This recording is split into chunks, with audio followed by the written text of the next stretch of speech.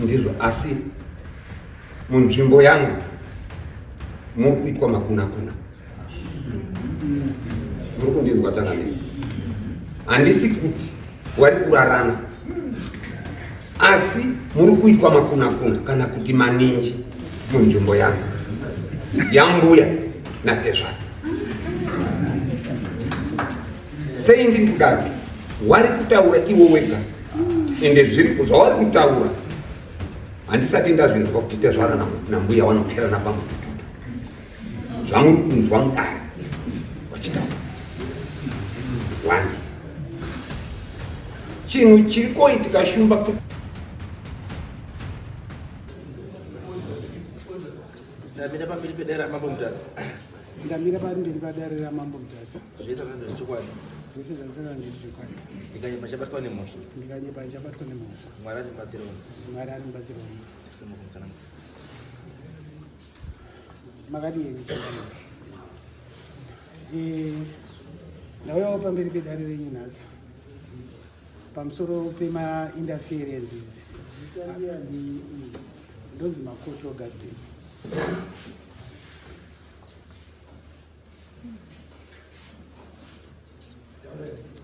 Ndauyawo pamberi pedare renyu nhasi ndichida kuti ndinyanye ndichitsanganangurira dare pamusoro pema-interferences akanga achiitwa naambuya mukati memusha wangu. Ambuya ndokwakarora mwana wangu. Saka kwarora mwana wangu pakazosvika panguva yekuti pane urongwa hunoitwa kuti muvanhu pane mishonga yemasuo inofanira kuti inge ichiitwa wana ambuya wese vachitaurirana, vabereki vese vachitaurirana. Saka vakatadza kuwirirana, ambuya wangu inini nemukadzi wangu inini watadza kuwirirana. Ambuya wakati handikwanisi kuti ndinge ndichiita izvozvo nekuti isusu hatiite zvemishonga, tinoita zvekwamwari. Pakutadza kuwirirana kwavakaita pakazoitika problem yekuti murooro wangu akazotoguma aitwa Siza. Ndinosenza pachipatara, aitwa Siza ari pachipatara kudaro. Pane munhu akauya naambuya wangu, mwana achangozvarwa, akatanga kunamatira mwana pachiwanhu chedu. Mwana kana akanga azvarwa, zvinhu zvese zvinofanira kuti zvinge zvichiitwa kumwana iyeye zvinoitwa newedzinza iroro. Saka waita zvinhu zvekunamatira mwana, ndavanotaura wakakundikana kuti vangu vachiita kuti munhu uyu asununguke zvakanaka kusvika achekwa. Izvezvi wari kunamatira mwana wangu, wada kuti aite sei mwana wangu? Wada kuti achekwe futi? Wada kuti zvifambe sei? Ndopandakaenda kumba, ndipandasvika ndikabvunza munyina wangu ndikati chii chiri kumboitika. Ndopandakaudzwa nhoroondo dzakawandisa dzadzichiitwa naambuya mukati memusha. Ndipandaona kuti zvinhu zvazvichida kuti zvinge zvichigadziriswa. Saka pandakaona kuti zvinhu zvazvichida kuti zvinge zvichigadziriswa, ndakati no, ngatiendesei nyaya iyi kuna sabhuku. Tati ngatiendesei nyaya iyi kuna sabhuku. Wakaramba kuenda kunotongwa nasabhuku. Waramba kuenda kunotongwa nasabhuku. Inini ndobva ndabvunza sabhuku ndikati saka kana zvadai so imo mumusha mangu muchingoitwa madira tivhange, mwana akatoitwa zvinhu zvaakaitwa muchipatara zvekuti munhu akazosvika papwindi yekutodzingwa muchipatara kuti izvi hatizvibvumire zvamakuita izvi, asati asvika kumba kwedu achangozvarwa. Saka zvadaro paita problem yekungoti at least takati tinopresenta nyaya iyi kuna sabhuku. Sabhuku akanzi handisi kuuya ikoko, handitongwe nasabhuku yenyu. Ndibva ndataura nasabhuku ndikati saka sabhuku nyaya iyi toidii because iri kukanganisa musha medu. Hatichatoziva kuti mwana uyu ndewedu here kana kuti haasi wedu, nekuti kana ari wedu ndisu taifanira kutanga tichimubata isusu. Zvinhu zvese zvine chekuita nemwana ndisu taifanira kunge tichizviita. But kana pane umwe munhu akuita zvinhu izvozvo isusu tisati tazviita, zviri kureva here kuti mwana uyu ndewedu? Saka pane tove neproblemu apa. Saka imimi sabhuku kana munonzi munhu haasi kukwanisa kuti anga achikutongai, saka todi kanzi aiwa ngatiendesei nyaya iyi kunani?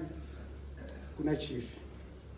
Ndobva tairipota nyaya kuna chief Saruchera. Ambuya wangu wakapresenta, wakauya first visit kuna chief Saruchera. but pawakauya first visit kuna ishe Saruchera.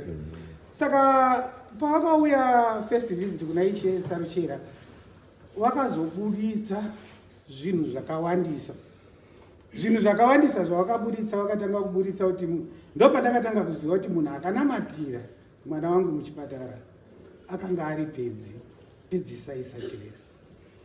Ende munhu akanga achiita mapreparations emasuo ndipedzi iyeye ameno neumwe muprofita waakanga aitwa, but zvese zvawakaita izvozvo hazvina kubuda zvakanaka.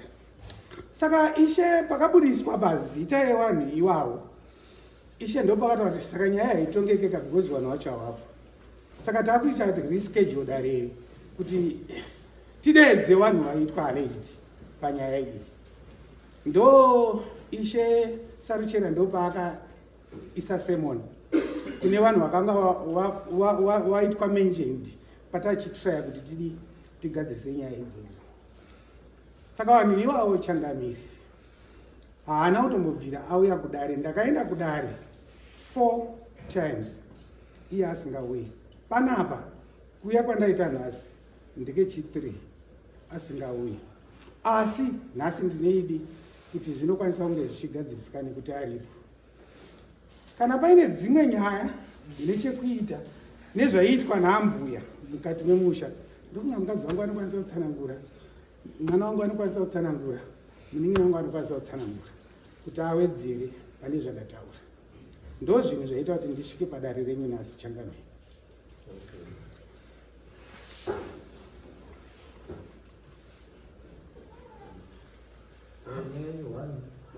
ndiye kunamatira muzukuru wenyu ivi musingazivi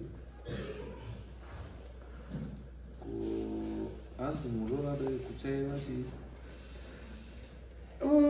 pari panyaya yekutsvaira yekubvisa dota. Muroro angasa hapana zvinhu zvaangachakwanisa kuita mumusha medu. Mumusha medu hapana zvaangachakwanisa kuita.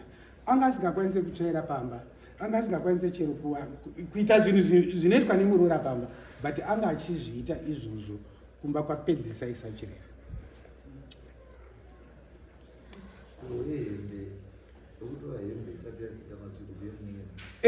Ihembe yemwana, hembe dzemwana. Murora ambuya wakasvika mumba mairara mwana wangu ini, wabva watanga kurongedza zvinhu, wabva watakura zvinhu zvacho zvese kunzi iwe haufaniri kuti unge uchigara nemwana wangu. Mwana wangu ndakuda kuti ndoda kumutora. Saka akatakura hembe, atakura hembe kudaro, but asi inini mwana wangu nemurora wangu wanowirirana.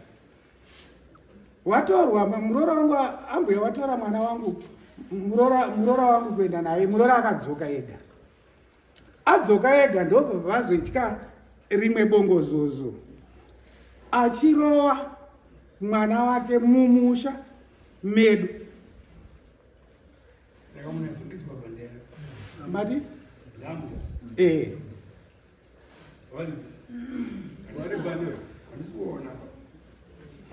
Wari bimbu yona.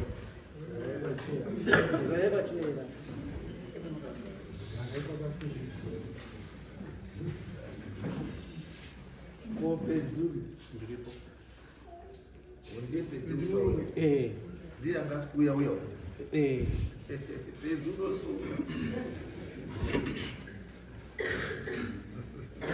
Unaishirikana sana. Matisha. Ito zitawa na dawa. Nyangoza wale wanaishi na sana. Ukunamata ndiye. Ainamatira mwana ndiye. Ndiye yeye.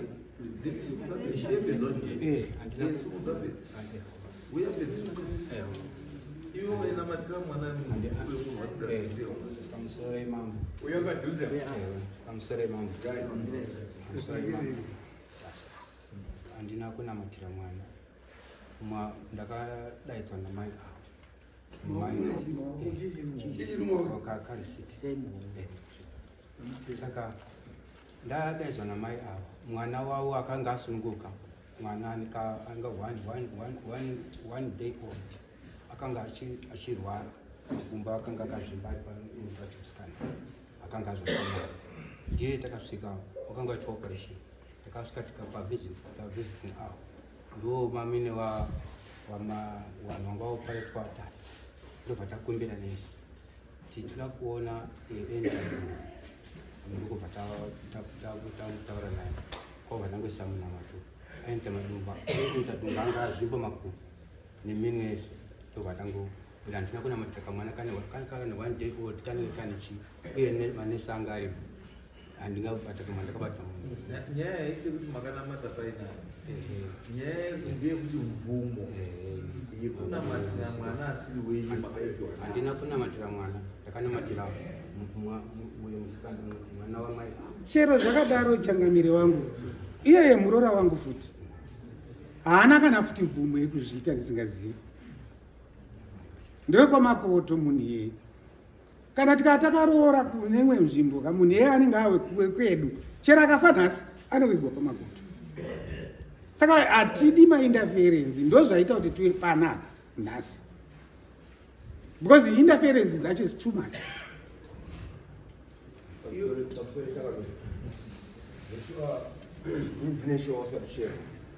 pakauya ana mai ava ndizoti vanhu sita inokwana mevana ndakabvunza mwana wavo funga ari kupanda pamurora wavo vababa makota zvanzi akauya zveshe wakandinamatira baba ndikati waiti makawati ndiani zvanzi wakanzi ndisekuru vasekuru nomuziva here kuti sekuru wako zvanzi aiwa asi akaninamati babasa chireka saka ndakati aiwa kana ndikakuona sache ndopakaramba yekudari kwangu 4 times. Iwe pedzi uri kuprofitera? Handisi kuprofita basi ndinongonama. Unopinda chichi? Unopinda chichi? Pangu. Amwana bindiba. Saka sei makangoti umugudhi ndiye aripasa kunaka sei? Chokwadi hazina kanaka sekuru ava havari kutotendererako. Sekuru vanobatsira vanhu vataura chokwadi.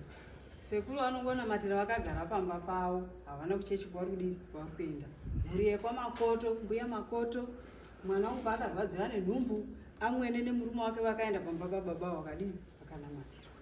Zvakaitika panyaya yekunzi mwana uyu ndakaenda komunamatirisa vekwamakoto vakauya nemwana wangu musikana ane nhumbu yake yekutanga kanzi ipai mwana wenyu mushonga Patricia Chipako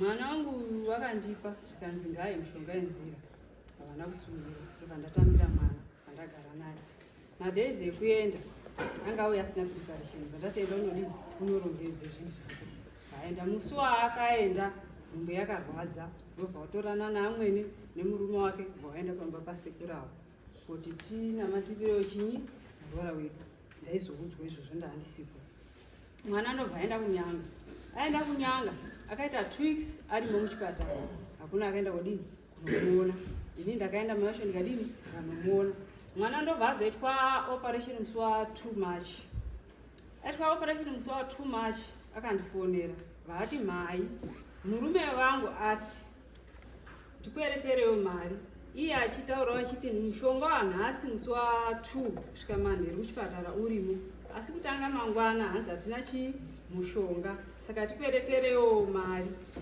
ndakakwereta mari yasekusachirero inoita $80 ndakwereta $80 kumanheru kwacho mwana wangu musikana akabva afona muroro kwamakoto zvikanzi mai mushonga hongu ndinawo asi pain yandaya nayo yanyanya kundirwadza makumbo angu adi azvimba ndikandati alright ndichataura nasekusachirera ndikanawo wangunamatirawo pai muchipatara ndiko ndinoendawo inini kunobatsirwa nasekuru shuwa ndakaenda kuchipatara kuya nesekuru musi wa 3 pavisiting hour sekuru bvaonamatira mwana wangu musikana vandabuda vandanotenga mushonga yangu kuchemist ndandasira mwana wangu pa8 ipapo ndo pandakabvisa yangu yebhazi mushonga yekutanga ndakatenga $54 marisiti handina asi piri ndauti tinogona kunoita muchemist yandakadii yandakatenga zvabva ipapo amwene wakazonotora murora wakuchipatara vanotora murora wakuchipatara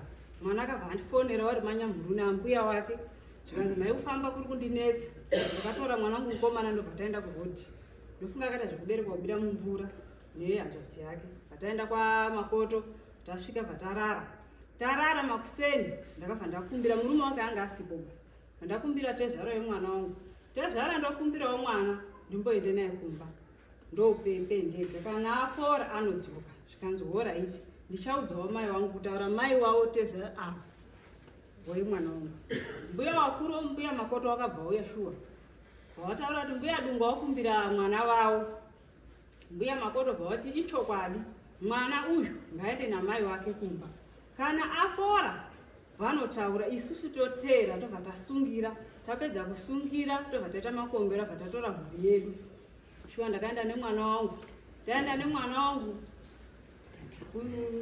kumba kuyavuya. Akabva azonzi arudiwa ku7 days.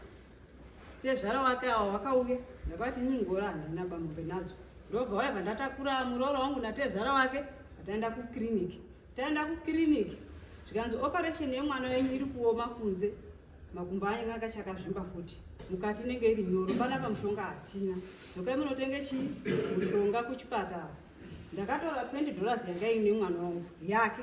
Inibva ndabvisa $10 yangu yebhazi ndisina mari. Ndadzoka futi kunyanga vandanotenga mapirisi tofunga $14. Risita ndisisina. Ndadzoka kupi kumba mwana bvamwa pusi yake bvapera.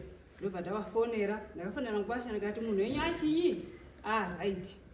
Pakatanga kungopindurana masoko. Vachitongotaudzana murume nemukadzi.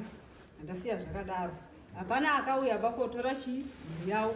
Ndakatora murora wangu mwana wasekuru Sachirera. Kesi gunengo yakarora mwana wasekuru Sachirera.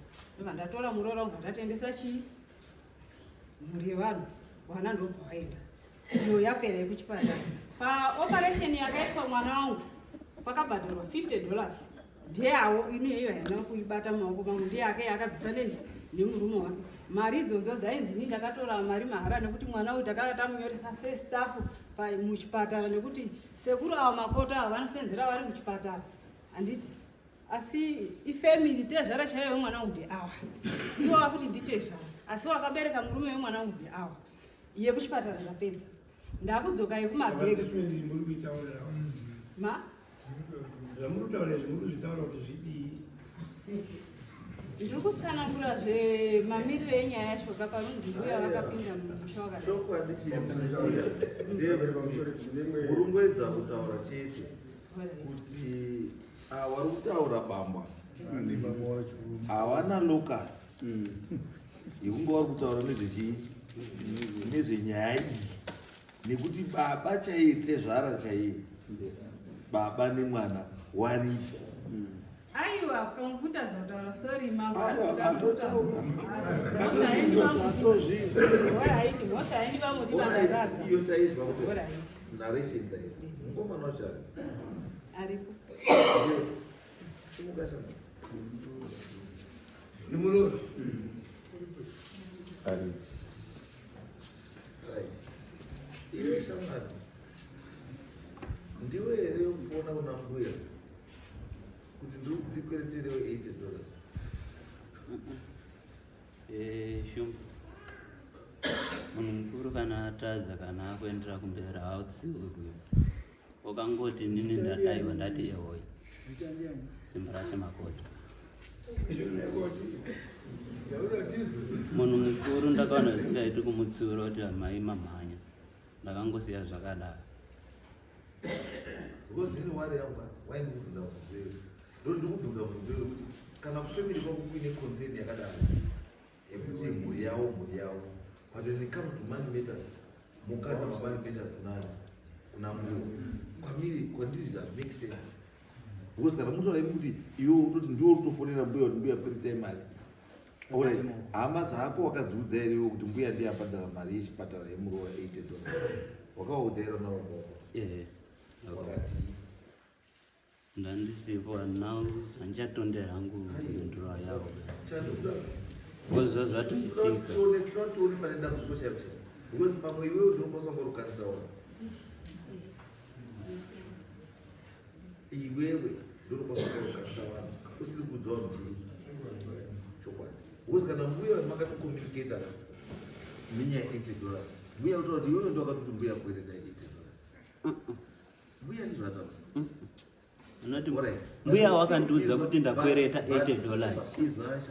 But still, kana mbuya akakuudza kuti ndakwereta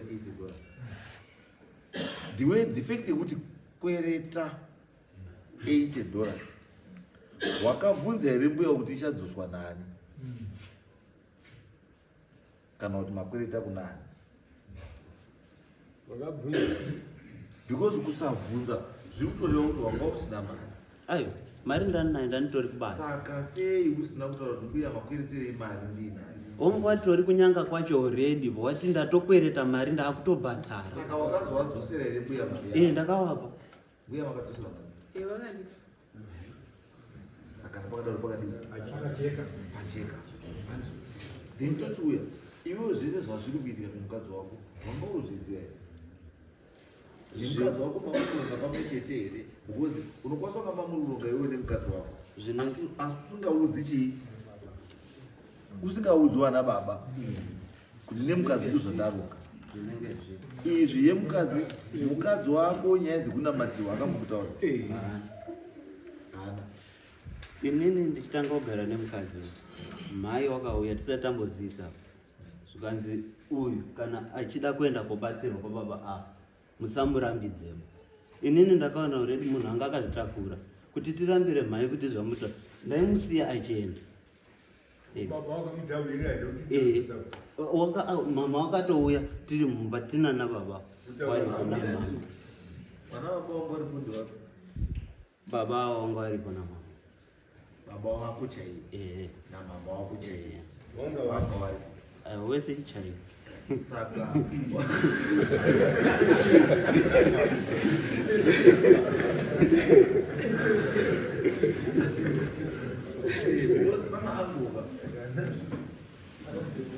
angoona jeji yako ndosati kuti because pamwe jeji wako anga asi kutaurira ango zvinhu zvaazviri kuitika asi iye achiziva. Because ndosaka ndikubvunza kuti kana mbuya wakauya baba wako aripo namai wako aripo akataura zvese zvokuti kana mwana ada kubatsirwa anoenda kwasikuru kadewere azari kachere handisi, and maparents ako never objected to that. Unaza izwa rakashama inini handidi munhu anoenda mudefensive mode especially kana uchida kubatsirwa usaende mudefensive mode because kana mbuya wakasumuka kumba kwavo wachiuya kumba kwenyu wakasvika iwe uripo mai wako aripo baba wako aripo akasvika akataura kuti kana mwana aita problem uyu zvekuda kunamatiwa aenda kunamatiwa kwasekuru chipenzi. Kana musingazvidi mudai makamutaura kuti wedu kwenzi anoita zvakati but hamuna kuzvitaura because mbuya akapachiwa muchaipo chaipo mbuya roho yake wakadii wakaita wakasuma waridzi wemunhu asi mbuya simba ino lero arunono marodza mumba matumira neng'anga dzacho dzinorapa marodza simba rekuti mwana unorapwa apa mbuya simba rekupa vatika problem zvatiri pa isusu ngatisatarise chete kunyaya yekuti mbuya wakati tasva kana mbuya wachakakwanisa kutomborapisa mwana wacho iwe wasipo but nyaya yani munhu ndekuti mbuya indaperedzera mumusha kwedu hatisi kuida kana takaroora mwana uyo wawe pamakoto mbuya wanotomirira masoko anobva kunana bamba kuti tine zvakati wakana wakakontrola even yeuye mwana wavo aripo akaroorwa I think it's imimi naye bamwe ndakubvunza varume panapo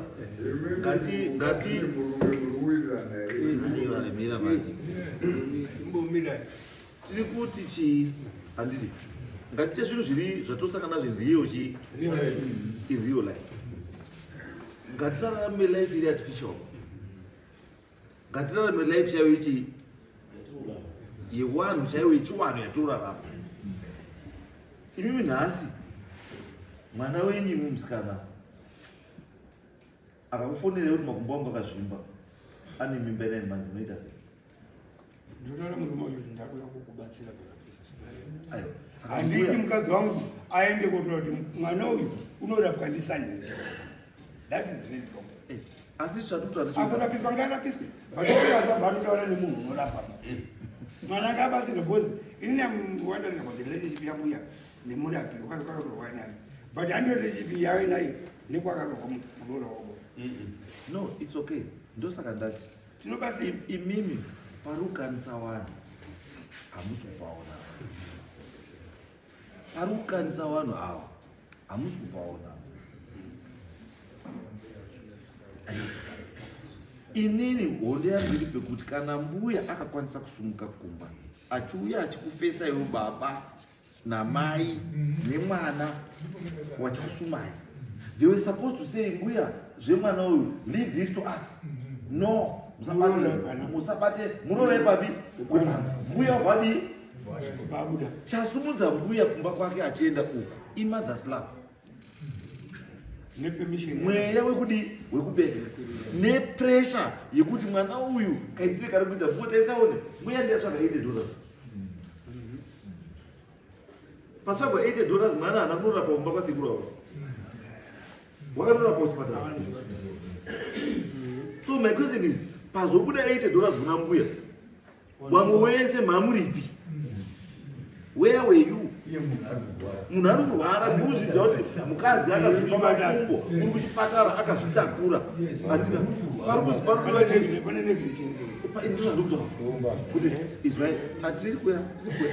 tinodiscasa zvinhu zvinake tingadzise zvinhu.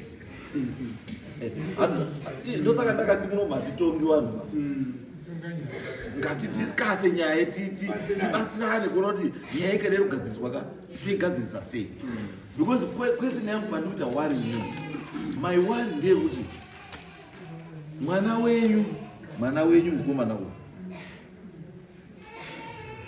ane zvakawanda zvemhuri yake zvaasiri kusheya nemi, zvaanofanira kunge ari kusheya nemi. Ndopane nyaya yangu ipapo, because imimi mukutaisa mbuya kutaunga mbuya yaita pere, but in actual fact mbuya toplaya part yari, because dai mwana wanga akaenda kusungirwa andi zviri kuitwa nambuya uyu mwana ari kumba kwake zvinhu zvaifanira kungoita kumba kwake chinyararire pasina anatezvara rumboziva kuti munhu azoiswa ndowe dzenzou kana kuti azoiswa ndowe dzegudo, hapana izviziva andizvo. And now that tikuti isusu taakuzviziva kuti mbuya wazoti apa ngapachende kuonamatiwa apa tovatati aiwa yadogo kodai mwana anga akaenda kumasungiro akanonamatiswa ikoko nembuya wobva aiswa ndowe dzake dzenzou wobva aiswa zvekuvhura nzira zvechi zvese ikoko aizomboziya pakati pedu chesaba ndiani ndosaka ndikuti isu ngataise chii ngataise nyaya kuti tibatsire vanhu ava kuti zvinhu zvifambe zvakadii zvakanaka. Pamwe pacho procedure ka pachiwanhu wanhu wakati munhu ngaende kumasungiro hawapengiba, pachiwanhu wakati mwana ngaende kumasungiro hawapengiba. Pane chawakadii chawakaona chisingakwanisi kutaurwa nemwana wayo kuna amwene kana kuti chaasingakwanisi kuitirwa nani navamwene, chinhu chisingakwanisi kuitwa nemukomana murume wake akamuroora kana naatezvako, asi chinokwanisa kuitwa nani nyakubara, because asi chakaitwa namai nyakubara chikaitwa naamwene itori mhosva yekuti inoda kuripa. Ndo chiwanhu chatizere chiwanhu mukuona kwandikuedza point yangu kwandikuedza, but I'm not saying ndiri kuti zvakaitwa namai kana zvoitwa namai zvakanaka, no. Ndiri kuti mai kana ari kuplayawo role yani yake ngaaplaye role yani yake, wana baba ngatiplayewo role yani yedu, murume playa role yani yako sechi semurume. Chidzidzo chilipo ndechekuti mai kana mwana aroorwa haasisiri wenyu, une kwakudii kwakutongwa.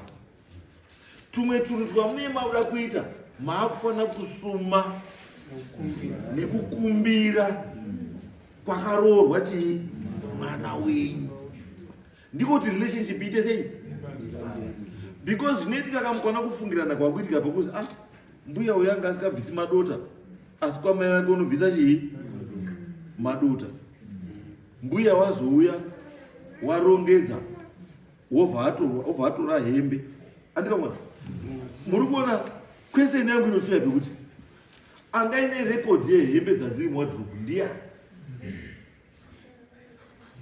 wakazoziya kuti mune hembe mbiri dzisimo?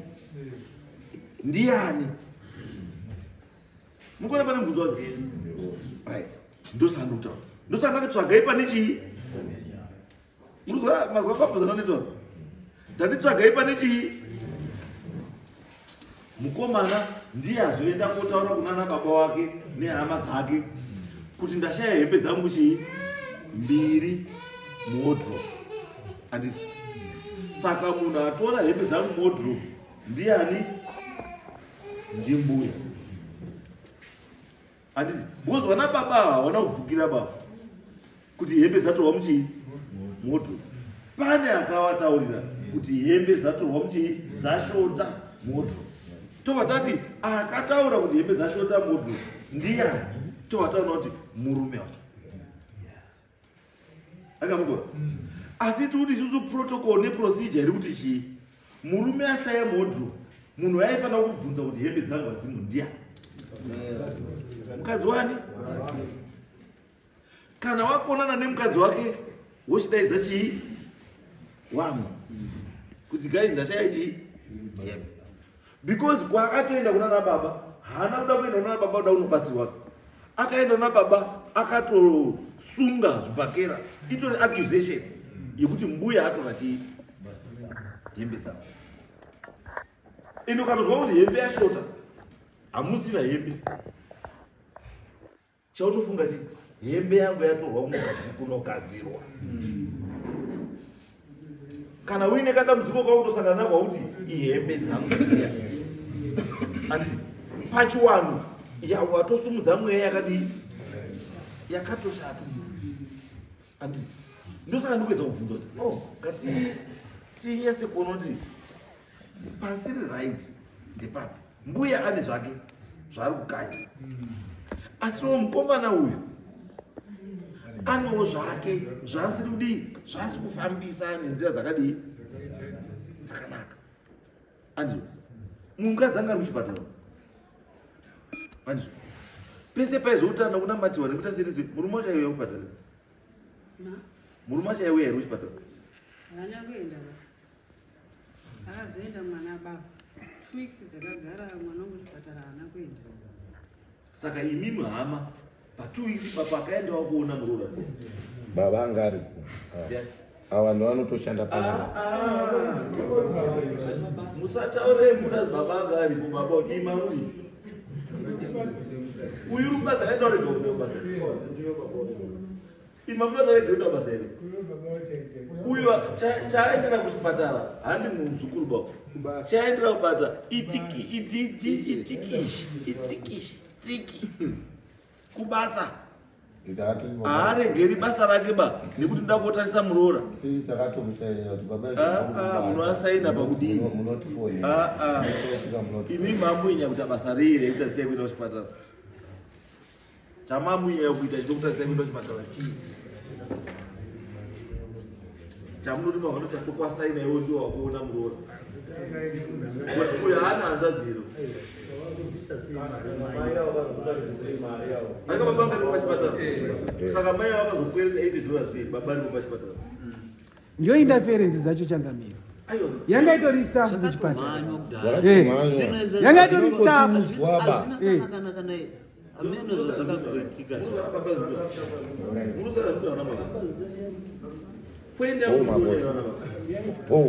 Poende yamurikuona baba. Mira izvi. Aifana kuudza kuti mwana uyu mukadzi ari pastaff kuchipatara. Aifana kuudza mbuya ndiani.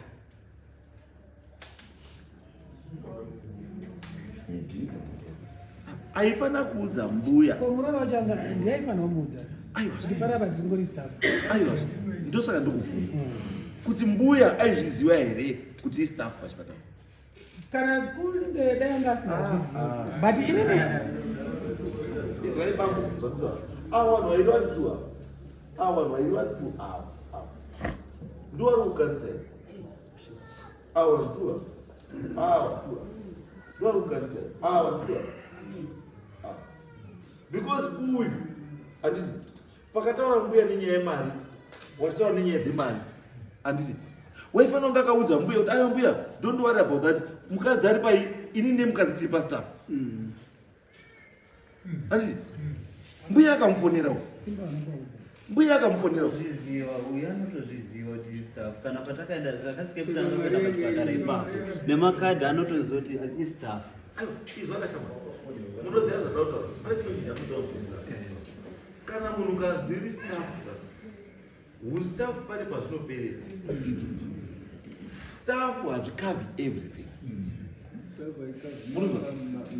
staff haikavi chii zvese zvekutaura ukaona watonyorwa prescription kutaura kuti muchipatara mushonga wauda haudi haumo handika then you have to buy watenga wouya nawo kuchipatara wekuchipatara ndo vanoadminister mushonga iwowo asi wakunyorera kuti mushonga uri kudiwa ndewakati because kana mushonga uripo pachipatara vanokupa chii mushonga but kana wasina ndopavanokuudza kuti sasei enda unotenge mushonga wakati uye nawo akangona poenda ndodzota kuti ngatisangona kuene kuti staff wanongana nemamedical aid but mamedical aid nokutaura kuti ichi is not covered by medical aid ichi watone shortfall yakati yaunofana kutoedzera pamari yako yarubhadhara yemedical aid and ngatisa abuse wedhe kuti staff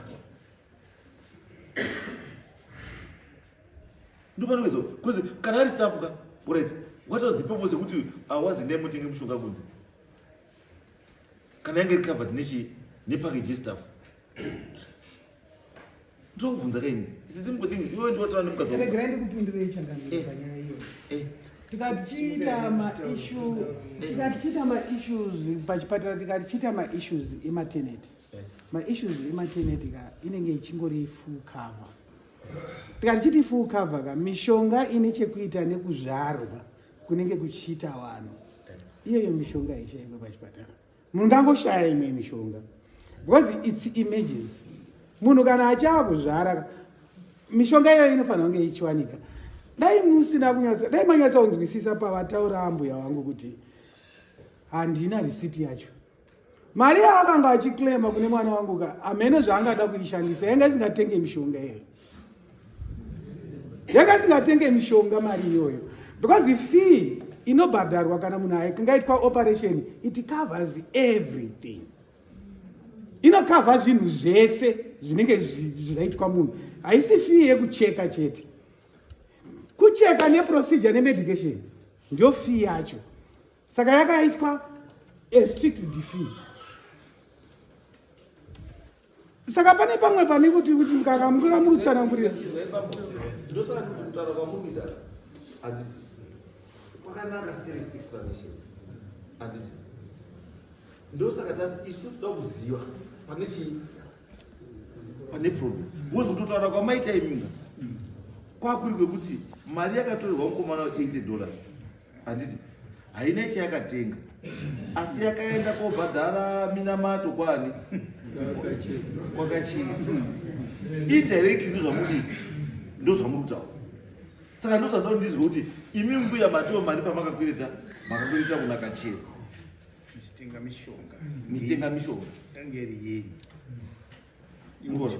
uyu mukomana wabva ati $80 ndakaiudzwa ndobva ndatumira pamusoro $80 yandakakwereta kuna sekusachero ndakanotenga mushonga musi wa2 achekwa mwana akati mushonga munhasi muchipatara kusvika manheru urimo asi tanzi kutanga mangwana musi wa3 March asina mushonga ndofunga aripo mwana akupure zvandakaita mukwashashuwa $80 vakandipa ndikadzokesera sekuisa chirera mari yavo. Parikuitika zvese izvi baba wemwana musikana wangu Baba vari kuHarare.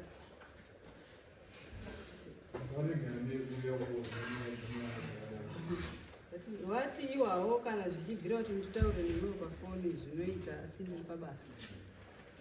No, ina handina problem. Inini problem yangu ndeti. Inini muri true.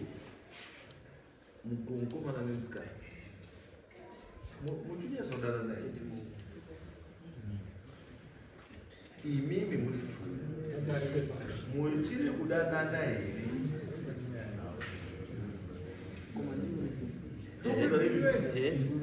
Ini mukadzi wangu ndomuda asi chiri kuitika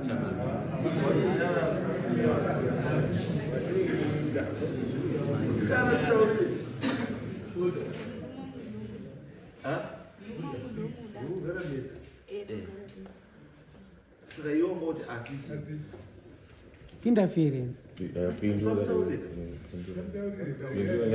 pese panouya mama panyumba kana wakasangana nemukadzi wangu atichatowirira chero wakasangana chero akangoenda kumba kanoti wakasangana parodhi kumba anotouya akachinja ende anotombonyatsoziva wivi kana ane zvimwe handitozivi ndi munhu akanyara ndidotaura ndingosiya zvakadaro zvingandinetsa.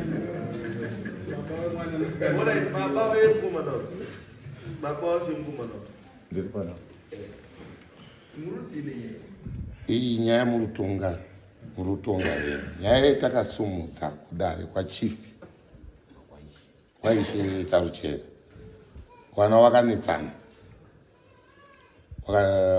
wakambuya wakarongedza nhumbi wakaisa kwaProfet Sachirera ndo pakashayikwa nhumbi dzemwana wangu 3 2 machete 1 trouser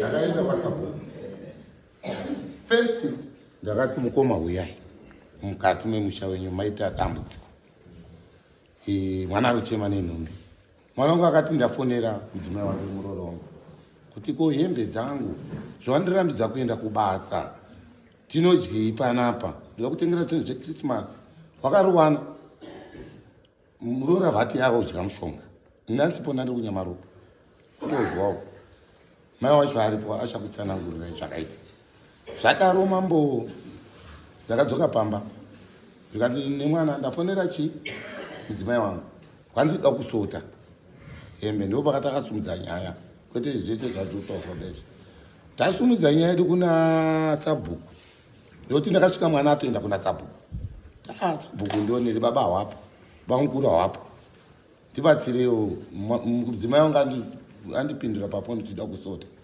asi mangwana acho ndazofonera mai ati hausati toda kusota ndakatuma wamudondo amukoma wamudondo ende motere nhumbi dzemwana wamudondo akasvika kwambuya wakarambirwa wamudondo wakadzoka kumba wakati hembe kwanza hakuna wamudondo ndakavapa $7 wamudondo toda kumupurisa wenyu mutisungire mbuya uye kudare renyu Sabhuku mbuya wakapindura wakati hanzvadzi yangu yaramba kuuya kudare tikati namukoma saka imimi wamudondo nyaya iyi yakwamuri ndipo pakaenda nyaya yedu kwaEdman Sanyagura taenda kwaEdman tisati taenda kwaEdman Sabhuku wakazodzoka futi wakanzi hembe dziri kuna Prophet pedzi dzowakasara hembe takarongedza ataisa kwaProfet inini pamba pedu mwana wangu uyu nemuroro wangu handisandapedza kuwaka vanobikira kwangu vachienda kurara kwanyu kwamhai anove mbuya makoto zvekuti kunetsana kwakaita wana avo dai wasina kutora nhumbi kuendesa kwaProfet dai wakapa mbuya makoto tatakura izvi tiri kusiya izvi panapa asi mbuya wakatora zvinhu wakatakura kuendesa kwaProfet iri nhau iri kutotinetsa. Mwana wangu akatina mombe munda maprofit akasvika profit kumubvunza kuti ko iwe unomboziva here kuti mukadzi wako akadya mari dzangu ngani. Zvakandirwadza mambo kusvika zvandirwadza ndikati mukoma tende kumaDNA. Auti mwana ndiwake gwani akanamatira mwana kuchipatara. Musiwo atauya panapa padare panapa musi weSaturday yapera hawana kuuya asi chipiri ndandatosungwa nemapurisa ndaitwa deformation of character nambuya kuti ndakavarova ndakatobva muprison. So tanyaya chaisupera dai matibatsirawo tigarisana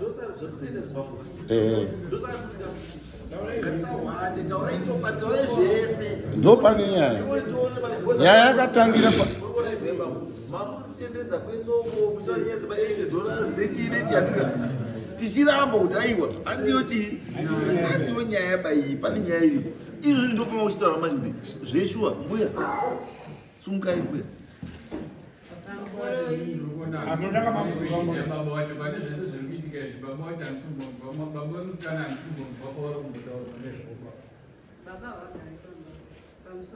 saka ndimurutonga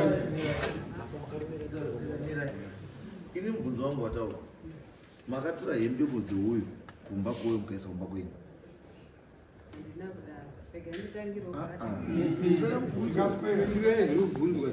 mwana wangu uyu arohwa wakandidaidziwa kwamakoto amweni wake kuti mwana wenyu ati akumwa poison ndobva ndasvika ndikati mwana wayo agara achinerwa musi kugadzirisa chii wanaba ndipo ndakati mwana rongedza zvinhu zvinoti iwewe tende kupi kumba izvi zvanyanya mushure memunge ndataura nababa vacho kati mutora kusi kutanga pakunerwa kwaangaidi angaitwa mwana akapinda mumba make ndobva arongedza mabhegi ake pakurongedza kwakaita iye akabatanidza hembe dzemurume wake ndaandisirimo ndobva ndatakura mabhegi angu ndandine muroora wangu mwana wasekura ndobva taisa munzira migano irodhi pamba pambuya makoto nepasekuru Sashirera mabhegi awanda parodhi ndipo takati mabhegi zvaati wandira hatichakwanisi kudini kumatakura ndobva tatakura amwe mabhegi nemuroora wangu akati ngatisiye pamba pani pababa sekuru Sashirera vanga wasipo taisa mabhegi edu pamba pasekuru Sashirera musi wa 21 22 mwana baba vacho akamuti ngaenda anoripote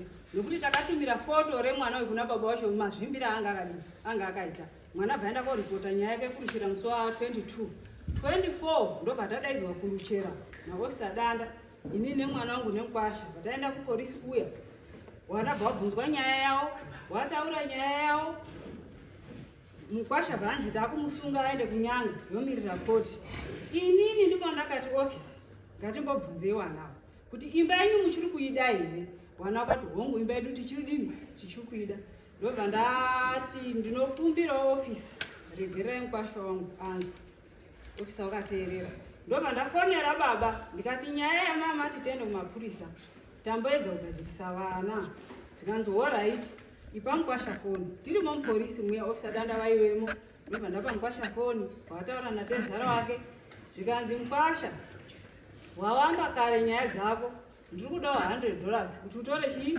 mhuri yako waiwa musi wa 24 watadzoka kumba watotenderana natezvara wake ini ndaenda kumba ndiri kumirira kuti mukwasha achitora chii mhuri yake musi wa 27 ndaida kuenda kumba kwandakabereka ndobva ndati my thanks handei tinoone sekuru my thanks vati mhai machari angu ane tsvina ari panapa ndikati aiwa regai ndinotakure mabhegi atakasiya aya kwasekuru titore machari amwe arimo ndobva ndasimuka inini nemusikana mudiki hapo ake panapa vatasvika kwasekuru apa ndasvika kwasekuru mukwasha wangu akabva foni afona ndakabva ndatora foni vandati esta daira esta ndobva ndaira foni zvikanzi iwewe ndo wakudairiswa foni here nemukwasha vandati ndipe foni vandati mati zvikanzi my thanks hembe dzangu asati adziona here ndikati mabhegi akatarisa hana kudini hana kudziona ba asi ndine rimwe bhegi randinoda kutora pasekuru ndiri kuti tikuirana nemukwasha wangu ndine bhegi randinoda kutora pasekuru zvikanzi nemukwasha wangu muri kuti mutotora bhegi paSachirera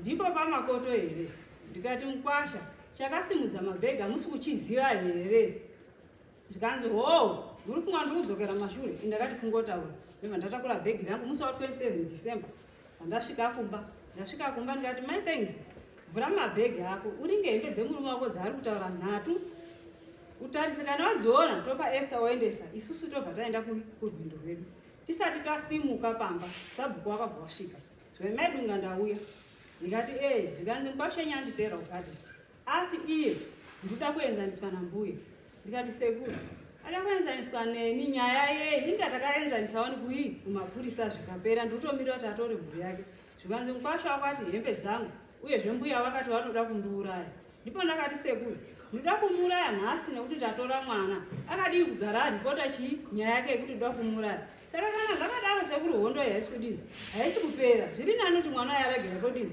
kudzokera ndatakutopindana sekuru achiti kuda kuti aende pechinge ani chitopindana pindana sekuru ndobva wasimuka musi wa 27 ndikanzi musi wa 28 maidunga muuye kwamakoto tikuenzanisei ndipo ndakati sekuru ini handiendi kwamakoto iwo ndiwo ngauye panapa mutidini mutienzanise kuseni kwa 28 baba wathanks wakafona vachitaura nemwana undini pamba takatorara zvikanzi mai thanks pakauya sabhuku kumba kwenyu makavati chii mwana akati hapana zvandakataura zvakaipamba zvikanzi inini ndaandisipo bapamba kusaziva vanhu vakaudzwa nyaya yekuti kudhakwa here nyaya yatokura amene zvakaya zvichitaurwa nani asabhuku ndati iho 28 iyo sabhuku waendawo kwamakoto wandifonera wakati kwamakoto waramba kuya kupi kumba kwenyu saka tosangana 29 December 28 kuma3 sabhuku wakatuma mupurisa evillage makono zvikanzi mbuya dunga ndatumwa nasabhuku hanzi muye kudare mangwana 29 December muye ne$10 ndobva ndati ahorit ndadini ndazvinzwa 28 uyo ndipo ndakabva ndafona inini kumba kwandakaberekwa hakuna zvekuenda ndafonera hanzvadzi yangu ndiwe baba vangu akafa ndikati hanzvadzi kune nyaya yekunzi ndida kuuraya mukwama ndipo pakanzi nehanzvadzi yangu kuti ndiuye koteerera nyaya iyi ini ndiri kudawo mukwasha wangu aripo hazvigoni kuti ndiuye koimirirawoba chindipa nhamba dzasabhuku nditaure nawo ndobva ndamupa akati sabhuku ndokupirawo kuti mumbobise dare tange takwana tiuye ndinzwewo kuuraya kuda kuitwa mukwambo nehanzvadzi yangu sabhuku akapindura kuhanzvadzi yangu akati alright ndichakupa anza ndafonera changamiri zvawachataura ndo zvandichakupindura iyi ini ndakabva ndangogara ndakadaro andazomira kwasabhuku anopindura hembe makazodziona hembe dzakazooneka mukadina musi wa 28 hembe dzaoneka mwana adziona akatobva totaura sabhuku ari kwati hembe tadini tadziona 29 musikana mudiki bva tamutoendesa chii hembe mwana bvaendesa hembe mukwasha bva aramba hembe dzake hembe dzangodzoka izvozvi paakazoendawo mwana mabhegi bvatakura nehembe dzemurume wake nhatu dzinonzi adzimo vaenda nadzo paaifona aita kuti hembe dzangu inhatu dziri kumba kwemurume hembe dziri kumakadziona wakataura here unangoboti hembe dzangu akato nemurora wavo wakati iwana baba wataura hembe dzangu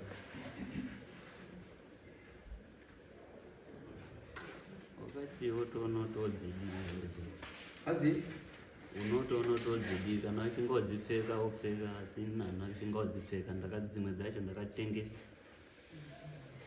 dzacho diki yacho ndakapa munin'ina amenoti akaidiwa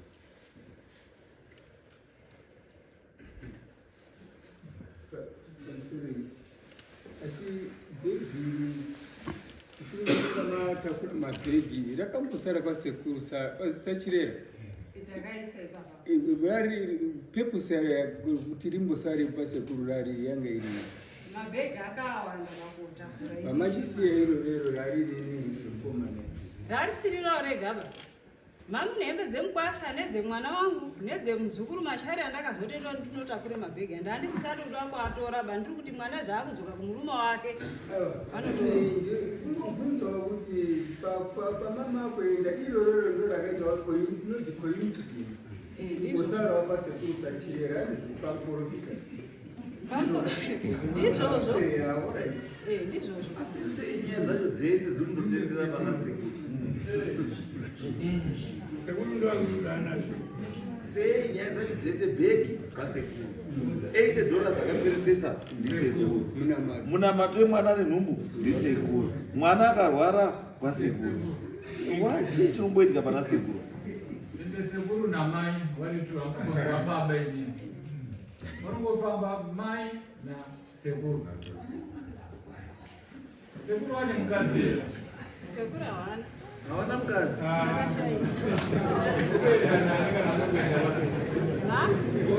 Muri kuenda unoona sekuru apa muri kuenda nani? Pandakaenda kuona sekuru, ndakaenda ndine mwana wangu musikana. Patakaendesa mabhegi tati nemusikana wedu tasiya mabhegi tasekuru. Pamuri kumanangana madhodzo munhu una mukadzi nemuroti Kuti anofana kunamata ipapo ndapikisana napa handina kuenda kuvapa mutemo baini nekuti hanzi mwana ungaenda anamatirwe pasekuru. Ndira kupikisawo ipapo handina kumbovapa mutemo izvozvo. Pavarutoti takamboungana. Nyaya yeisikopesedwa. Nyaya iri pekuti wai zvinhu zvenyu zvese zvina sekuru akamukadzi wai ndo pane nyaya yedu because awana makotoka ndo paani suspicion yemhuri yana makoto kuti uyu sinzi ari muprofita munhu anoziva zvakawanda nhumbo mvura chii zvese anokwanisa kuti apaibhatura futi handiti anokwanisa kungoita zvese zvese handiti ende imimi mabva mamutemba zvokuti mweya wenyu zvese zviri mumaoko ake sei Soroi. Sekuru ava ndati ndo pakaroora mwana wangu mukomana, mwana wavo muroora wangu. Inini sekuru kuti ndiwatepe. Batika kuti mwana wenyu akaroora mwana wavo azvipa zvati mai wemukwasha nababa wemukadzi mubva maita maclose buddies kudaro kutoberekana paudarika rwizi kwese kwavanoenda vanofamba nebhaiki vari wese, vanofamba nebhaiki chero kwavaenda vari vese. Na kukoti patatiri kukoti uko last time apa vakanga vari vese, vakauya nebhaiki vakadzoka nebhaiki vari vese. Witness yangu ndisikula avambuya ndo vakandisungisa witness yangu ndiye sekuru avo ndiwo sekuru wavo Saturday tichibva panapa pasina kuya chipiri wangu watondisungisa musi wa 2 musi wenyuye usiku wenyuye mangwanani pakauya mama wachida kuedza kutora mwana wavo kumba kwangu inini boza akazodzoka ega wachiuya kotora uyu bvaaranga kuti kumba kwenyu handisikuona mama bvatanga kurova uyu baba ava ndo wakaita munhu first pasina 2 seconds ba wangu watobata muzukuru vabata mwana wangu mumaoko inini uyu achirova ndikabvunza kuti ko iwe mudhara uri kudei panapa ndakazomubvunza ndisi ndakakutunza kosabogarubogara sei nevana vachangabereka ungangoti podhoro ndekugara nevana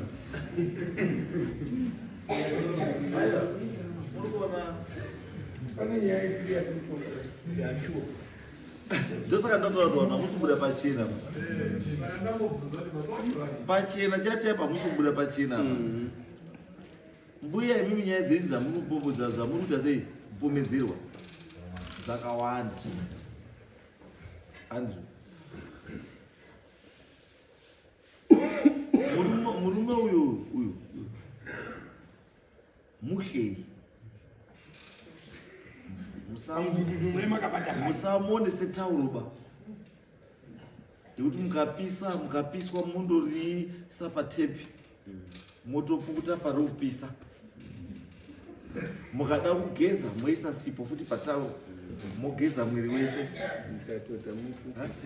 mukatota mukanaiwa nemvura motora tauro mopukuta mukaita shena futi makumbo monyorowesa tauro mopukuta shena musamuite setauro bamurumo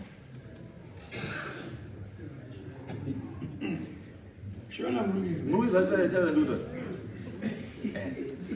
kuti mwana zvanetsa kuchipatara uripo mari yashota uripo hembe dzemwana zabva kumurume ndopadziri witness kukoti transport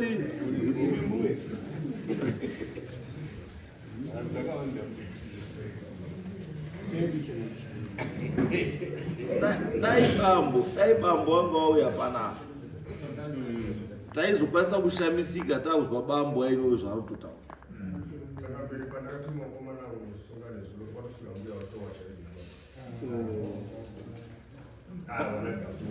Wanga chocha epedza.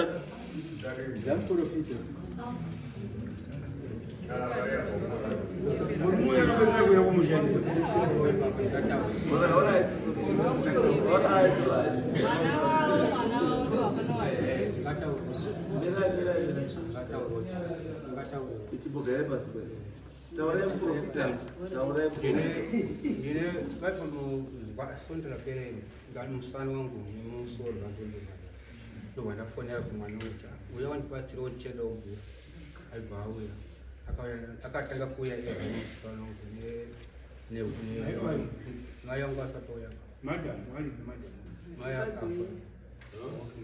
saka wadaro ndokubva wanshera geza kukupirira kundikira andikira kudaro mbuya akazouya nekoroni yako ndobatakudai ndokubva wangoendakumbako akageza hembe mwana wangu musikana akarokumbako ende anongoya achitibatsira semunhu anozati baba ana mukadzi ndi anongoya achindigezera ikoinopina masosi ndekaichara saka kana wakana saka which means mutone maproblems too. Muri kushaisa mwana wenyu chaichairo rufaro nemurume wake. Because kana uke kugezera washi nekukorobherei nekukutsvairei kumba kwenyu futi everyday iye akaroorwa. Saka nguva yake nemurume wake, nguva yake chaichai nemurume wake iri kuti because uyu mukadzi wemunhu wamusika makakirana naye pamudhudhu. Alright, kana makakirana naye pamudhudhu anenge akabata papi.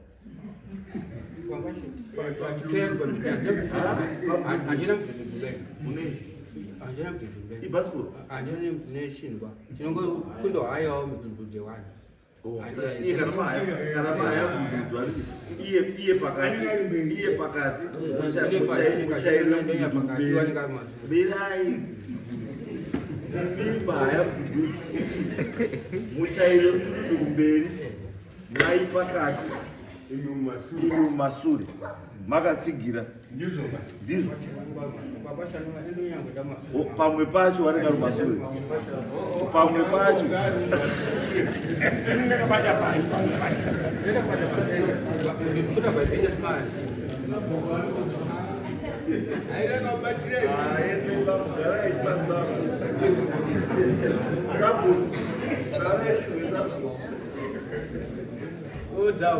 pamusoro ichakamiri ndinodzisapo mudomo Philip mudomo mutauriro uri kuita sachirera ichokwadi changamire handisi kuti ndakawaona handisi kuti ndirwo asi munzvimbo yangu muri kuitwa makuna-kuna muri kundinzwa changamire handisi kuti wari kurarana asi muri kuitwa makuna-kuna kana kuti maninji munzvimbo yangu yambuya natezvara. Sei ndiri kudaro? Wari kutaura iwo wega ende zviri zvavari kutaura handisati ndazvinzwa kuti tezvara nambuya vanokerana pamutututu zvamuri kunzwa mudare wachitaura. One, chinhu chiri koitika shumba kuti nyaya izosvike kuno. Chokwadi inyaya yehembe ndiyo yakamutsa zvese. Dai mbuya wakabvuma dare rangu semutaurire waita indokupura chokwadi. Dai wakabvuma dare rangu, dai hanzvadzi yavo isina kunditi fani, handisi kuziva kuti hanzvadzi yavo yashota sei kana kuti kusauya kudare rino. One, hanzvadzi yavo yakandibvunza mubvunzo wekuti sabhuku munotonga mukadzi wemunhu here murume wacho pasina? But that's fine. Ndiri kuona murume wacho hapana, hanzvadzi yavo hapana, asi hanzvadzi yavo ndiyo yakandipa mubvunzo iwoyo. Mubvunzo iwoyo ndakaupindura ndikati inini handigoni kuti ndikudairei chandinoita ngechikudaro kuti tinosenza nematraditional rulers act. Regerai ndimbobvunze changamire kuti zvinotenderwa here kuti titonge mukadzi wemunhu murume wachipasira. Kwakanzi pakanaka bvunzai, asi inini wangu mwana haasi kuzoya kudare renyu. Ndakati aiwa pakanaka, hapana chakaipa. Chokwadi ndipo ndakasumudza nyaya chokwadi kwachangamire wakauya, nyaya ikatokwa, ndiwo wakatanga kutaura mbuya ngenyaya yaSachirera. Changamire akabvamisa dare kuti wo nokuda kuti tiendere mberi nedare hatisasi kuita, tiri kuda Sachirera neuyo wakanga kubata nhumbu yemukadzi ndawa ndiwo manesi madhokota. Chokwadi wakadaidzwa Sachirera haana kuatenda court. Rwepiri haana kuatenda court. Saka shuma ningarebesa pane zviri kuitika nambuya anatezvara mukati menzvimbo yangu. Saka manzwa ndatanga kutaura kuti makuna handisi kuti ndakawaona wakarara wese ndibate ishora, handisi kuti ndakawaona wakarara, asi mbuya natezvara muchibvunzawo imi Changamire kuti munenge makabatira papi shumba makuna kwandiri inini. Mbuya natezvara kukerana pamudhudhudhu, saka ndiri kuti makuna ari kuitwa munzvimbo mangu Changamire. Ndatenda Ndakazekuyo muchato mutonga futi makumba ngemakuna izvi zvemakuna shumba ndichakwidza kuna Changamire. Right. So at least now picture yako yake now ikuti nyaya yatumbodhirana nyaya yakaita sei, because mamuti achimanyika chakanyanya chikusada kutaura chokwadi chaicho nyaya iri kunetsa papi, because imwe nyaya mubvunzo watopo ndekuti mwana uyu ndewani uyu muroora watomubvunzo watopo,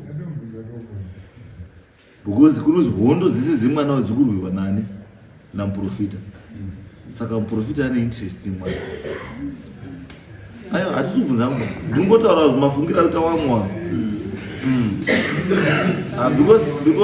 Because imimiwo kana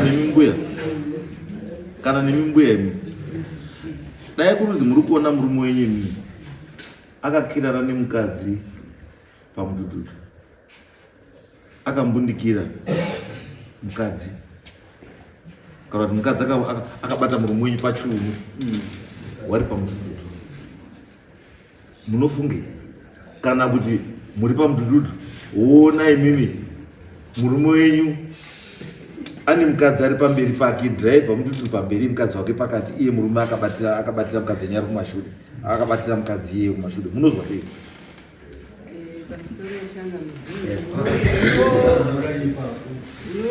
Unofunga kuti kana kuti vanodanana, asi ini tawapupura ushoko ari pamudhudhudhu. Mudhudhudhu une carrier, isusu whether carrier or no carrier, chandoziya mudhudhudhu ka hauna mutanda wekuti panogara vanhu 4, hapana masisi. Mudhudhudhu unongokwana vanhu 1 kana 2, wane tsika yekuita vanhu 3 ndiyo kuMozambique. Kana maita 3 munenge makatoti nhanhana, mune makatoti tight.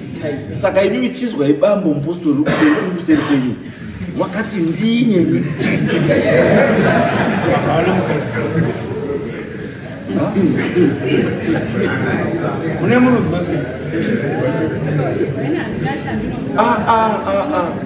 mbuya ngataura nechokwadi, mbuya ngataura nechokwadi, tiri vanhu muruzwa mbuya, tiri vanhu munotozwa kuti makatokerwa pamudhudhudhu makadai, kana iye nyama akabata pane paangabata keri yakadai, andikabata keri yakadai.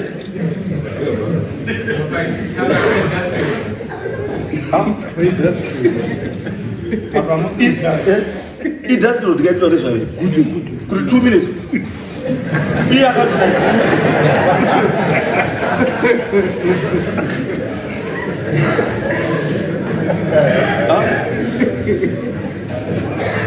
muvhurwa pamberi pangu panapotasa hapana zvondombozwa hamuzwa kuti kumashure kwaita mwengu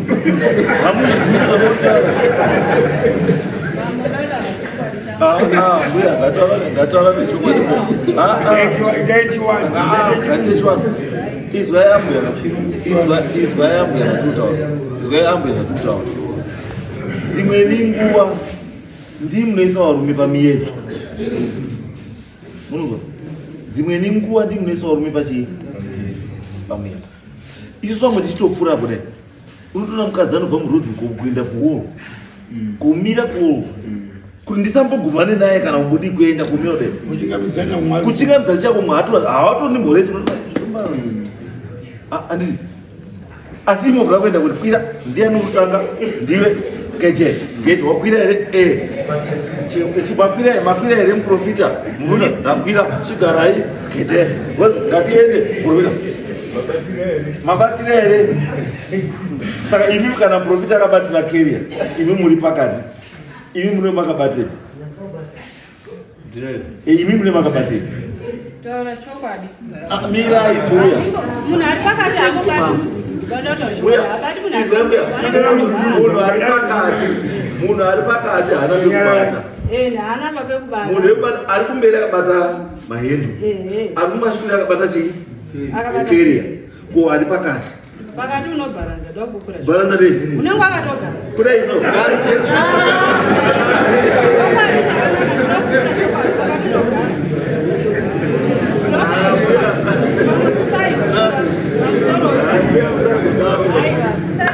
anyway haisiyo hedu nyaya yani alright haisiyo hedu nyaya yani yedu asi turungoti mbuya pachiwanhu hamudaro amwene natezvara hamuwirirani zvokusvika to those level tyananai because mukatadza kutyanana wana wenyu ari kuona wana wenyu ari kuona munozaidura saka wari kufundei kana wachiona atezvara naamwene wakabatana pamudhudhu wari kuenda wana wenyu ari kuonei kana kufunga kwenyu vanhu vari kutarisai mukupfuura muruti wari kuti pamuri kupfuura kana imi mwenyu mega kushayawo nyadzi dzekuvhura zimhaka dai mudhudhuru wenyu tori nani muri 2 taitozwa ingoti mudhudhu wachide kuti haya futi aitai mushe mbwe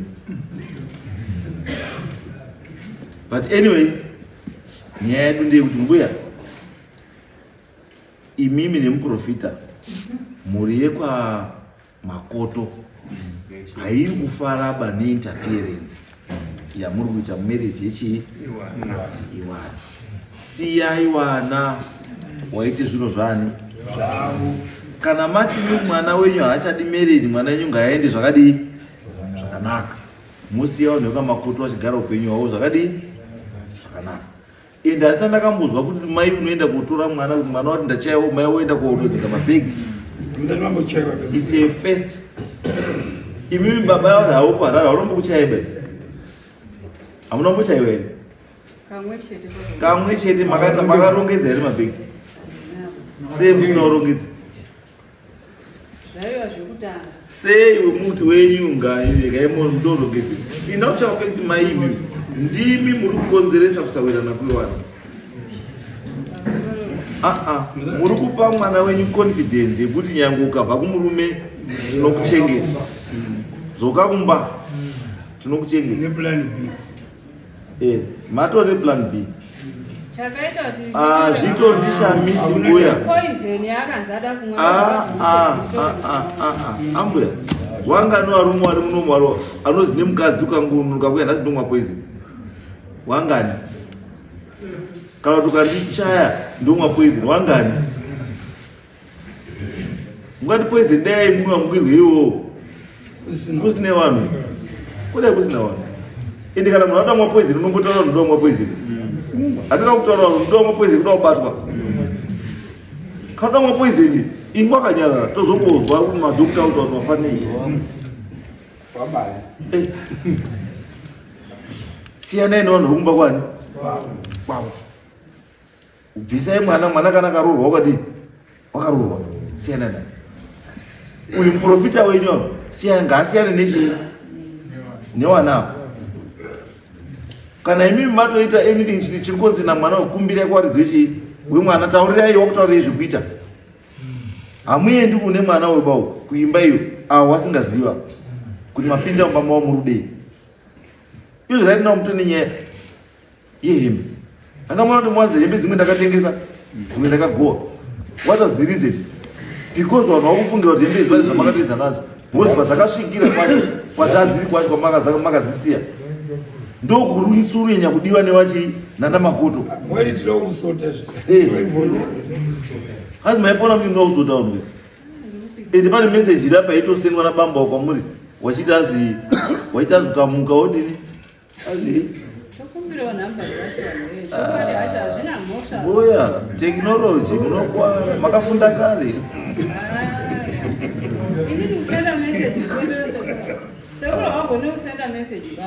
Makazira sei?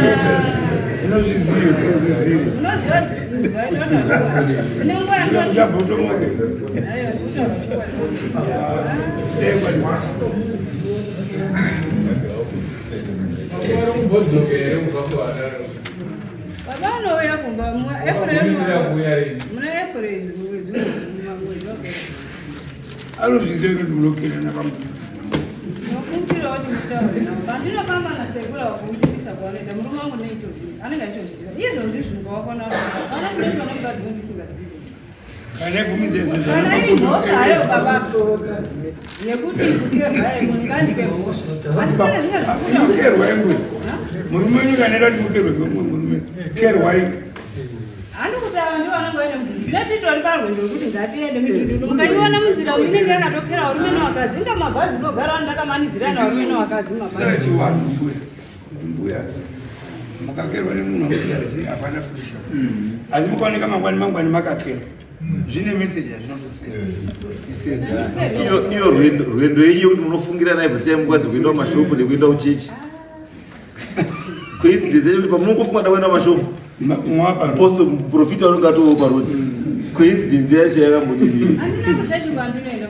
Saka ndozvandi kubvunza kambuya kuti ndiri kushaya kuti combination yenyu nababa ndei baba unopinda mugodhi ima hamuendi kuchechi dai mamuri ndiri sekitari wamuprofita pamkwateti ndatenenda kuchechi zviri nani zvino hamusi sekitari wacho hamupindi chechi iyoyo saka mitututumo yamunongorondokwira mune murumboendepi pamusoro ndinombodaira nyaya yasekuru makoto yekunzi ndakabva kusuisa muna january patakaita zvatakaitana pawakandirowa ndopandakasomhangara nyaya muna january patagara nyaya isati yasorogwaba ndiyo nyaya yayo yakazomuka kwati ndakadzoka futi ini ndandatoti nyaya dini yapfuura ndofunga kana pawakasunga ruchero vachinzi tikuenda nyanga tiri kuda kuri ndakatoti aiwa musa wasunge pagatitaurirane pane zvawakadiwakandita ini ndati nyaya yehembe iwe uchine nyaya yehembe ndakataurawo iye akarongedza ndanzi ndakapinda taura kuti uyu muridzi wacho ane nyaya angachema kuti hembe dzacho chine nyaya yehembe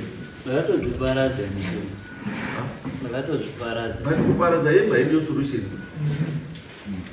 kuti kana dzaine izva tikutaurire mwiri kana dzine zvadzakaitwa hembe ati kuti wanodzisiya kana wapamuningina akazichinjerere ngo zvinhu zvakamhiko yakapiwa pahembe idzi dzinenge ingoripo inongobata iwe madopindura yehembe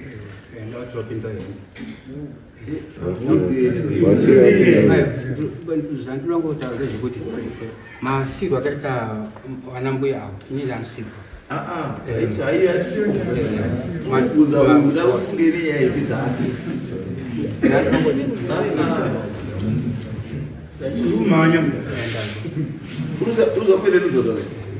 ndiri kuti nekupa hembe handiti kana dzakagadzirwa hauna zvawadii munozoyana namudhara wacho Ndati hapana zvawadi zvawasoro baba dzakatogadzirwa dzakadii dzakagadzirwa dzakanangana nani nemuridzi wadzo kanova iweyo. Saka zvaifanira kuita iwewo kana unga usina confidence ndekuti hembe dzako dzichakanaka handisika hembe udai wainadzo vana vanhasi totobudapo tototi hembe gadzitesei gadzivhenekwa hembe dzovhenekwa wotaura shamwari pfeka kana usadii usapfeka andizvo because raitinaka kuti utaura ndakadisposa nechi hatichaoni chokwadi chacho manje because kana kuti concern yako yanga iri papi hatinyatsi kuiona because dai chii chinhu chachiri kukonzera zvechi wakaona hembe zvoda kutaura hembe dzacho dzirapa idzi izvo tatoda kuti dai zvazvaitwa tichenesane tiregere kufungidza chinangwa chinonda ndichitochifungwa kuti aiwa dai dzavhenekwa zvioneko kuti kusiya kwandakaitawo inhana ukozivawo pamuri muambuya pamuri hazvina basa rekucheneswa kwamuri chidzidzo chekuti kumba kuri mukwambo hembe hadzitorwiba kana uri kurambana siya waite sei uzanongedzese munhu iyo zvakamukamunongedzesa iyo zviuri wakatoyabota rozuru muruzikera murutaura mapenzi utaura mapenzi saka penzi ndiani ati ndosaka wana mapoto arusiyai wana waite zvauri tawabvunza wana uda mukadzi wakazimukadzi wangu muda murume muno wakati muda mukadzi wangu chimbowapai mukana kunyi murume uri kuharara endai kuharara hamudei kuenda kuharara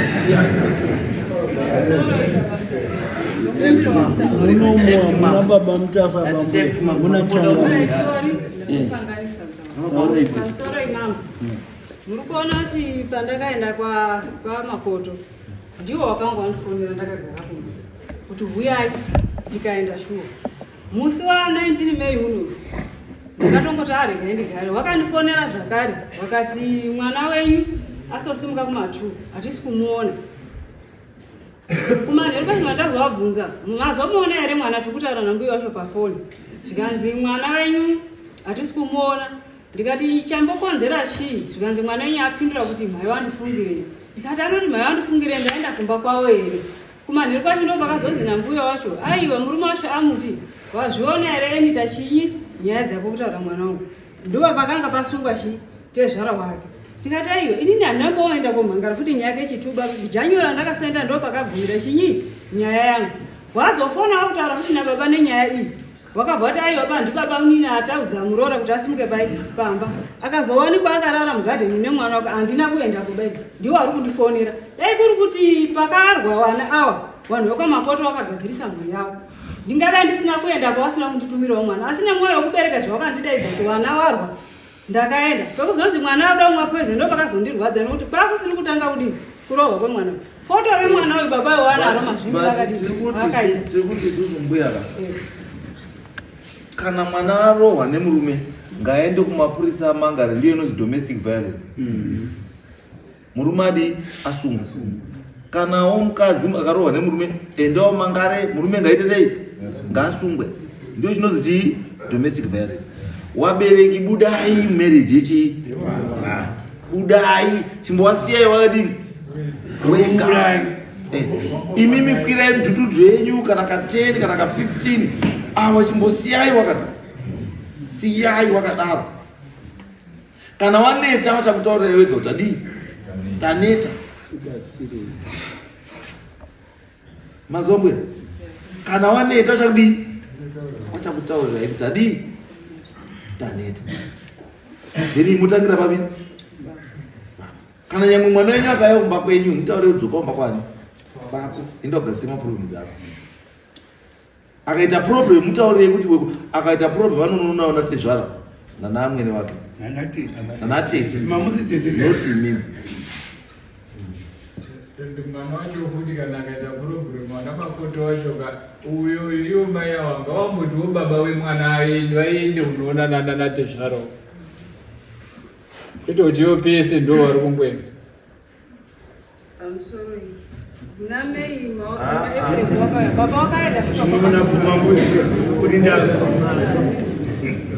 zvimwe munoti ndadini ndazuzwa ende kubakwana ati zvaronyu hamwendi nemuprofiti munoenda muri imimi mbuya arikuenda kushanya kana mbuya dzese mbona mbuya dzese dzakagara uku idzi dzakagara idzi mbuya dzese dzamukurasa 3/4 dzadzo ikwapo wani wakwambwa 3/4 wavo vabvani wakwambwa vari kuona chembere dzese dzamukuona wakwambwa asi zvadzinoita manje ukazwa dzichimanyika dzati chamboti nzve handiti ukazwa yati chamboti nzve handiti yatoita kumupostori kana kuganga kogadzisa zvinhu zvikunetsa kumba kwemwana kana kwayo haitauri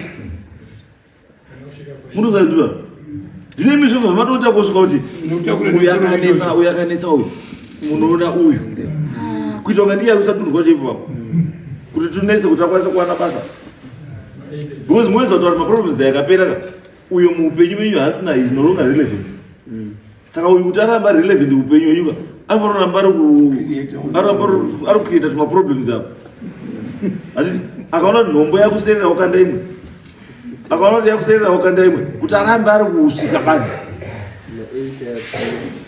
ndizve tinoti chimanyika chinoti chii kana kuti zvawasangana nazvo kupi ikoko ndezvani zvako wogadzirisa uri kupi ikoko handizve not for public consumption zvokuti munhu wese uribva atoziva kuti uyo bainhiko maona here awo nhasi wakwira wakadai wachadzoka hazviitiva itai chimanyika itai sambuya mukuona vanhu vese zvanda kutaura imbuya dzidzi pavo wamwe zuro chaiva wakatoti nzve kugadzisa nyaya yeimba yemwana asi mukwambwa hambozvizii baba chaiyo yekubara haazvizii asi mbuya yakatoti chii mapureti atutotozotu kuti baba sadza renyu tazopera kuti akwana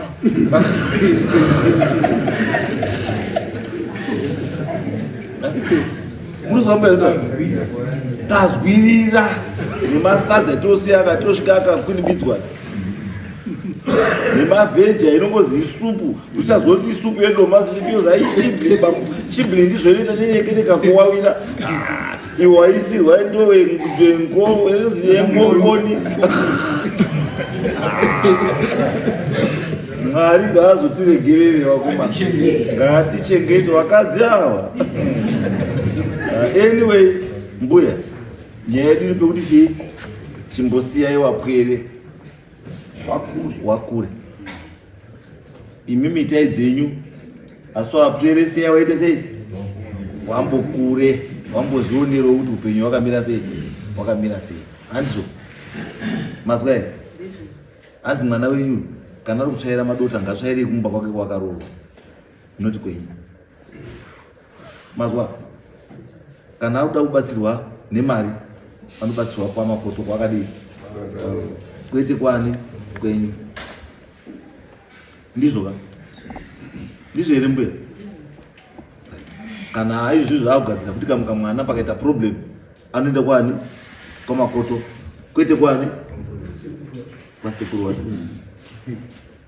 handizvo aiye sekuru wacho ndijesu chai kuti uku mari uri kukanda minamato uri kukanda zvese mudhudhu uri kukera sekuru wakanaka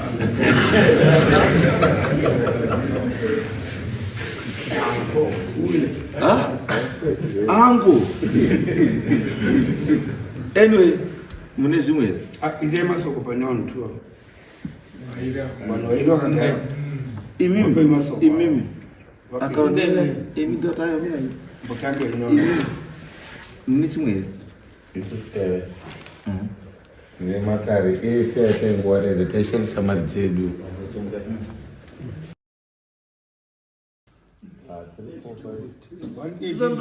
800 bricks imari that's less than $40 mutoda muna $4 ekutengera vana zvidhina ne5 bags this man wochera pitsen iripa uyaruseza kutosedza ka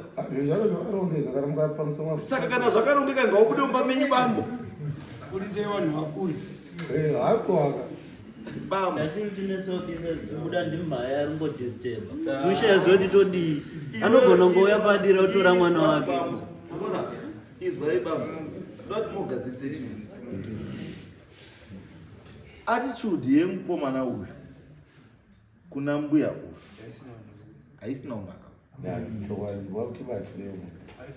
ngaaite attitude iri right because ndikuudza uyu mwana wayo akaita problem uyu ungaona vamwe vanhu wese wachiita sewese asi kwainoperera saka haangabvaita muwengi wakoba manheru urara wakasikirira mwana wake asiwo muti haiti hazviiti gadzirisanai ndimai vako uyu ndimai vako uyu kana uchida kuti uyu arespekte mai wako iwewe respekta wamai wake ukada kuti iwewe wako iwewe respekta wangu asi wako handimurespekti ipapapo hazviiti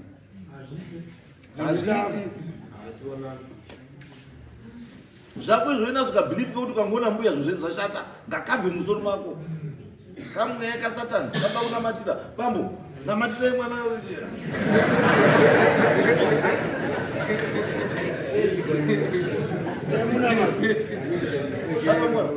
isu tinogadzirisa isu tinogadzirisa kuti zvinhu zviite izvi handiti imi mukamira uko wakamira uko wana wari papi wada tese todii totarisa toona zviri kunetsa handiti tochiti honai mazviona here izvo tazviona uyai todii imba inomira zvakadii but tikati uyuru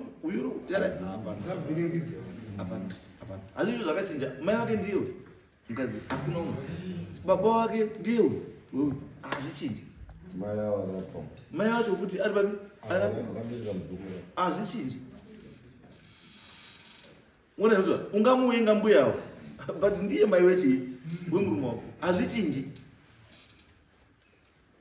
handizvo saka ngatite chiwanhu ngatini togare pasi zvakadii zvakanaka togarisana zvakadii sewaroora nechii natezvara ambuya nechii nemuroora handizvo maprofita ngasiyani nedzimba dzechii dzevanhu waite basa ravo rekudii rekuprofita kana kuti kugara gomo bambo endaimbogara ugomo wanhu wauye kupi ugomo kana mafunga kufamba bambo siyanai neukera wakazova uri pachii pamududu because ininiwo ndiri muprofita ndatoprofita ndaona mawiki mairi matatu ari kuteera madzoka futi munomudare bambo muine mhosva yekuti mudana nemukadzi wemunhu mweya uri kutoona bambo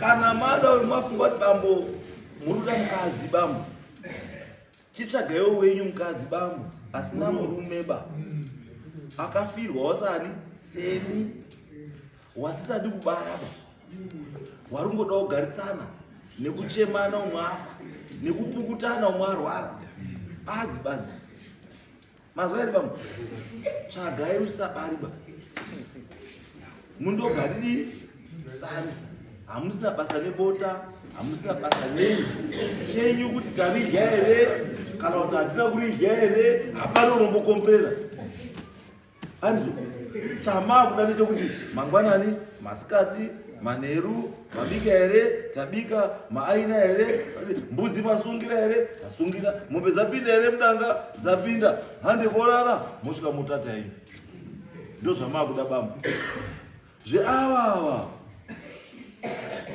wachikudziyawo munopinda dambudziko bambo mazwa here bambo kana matonhora bambo tsvagai wenyu anotonhora siyai matonhora kutsvaga vanodziya munoita dambudziko